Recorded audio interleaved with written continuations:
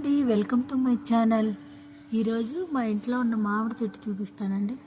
చూడండి ఎట్లా వచ్చిందో, పూతంతా బాగా వచ్చేసిందండి.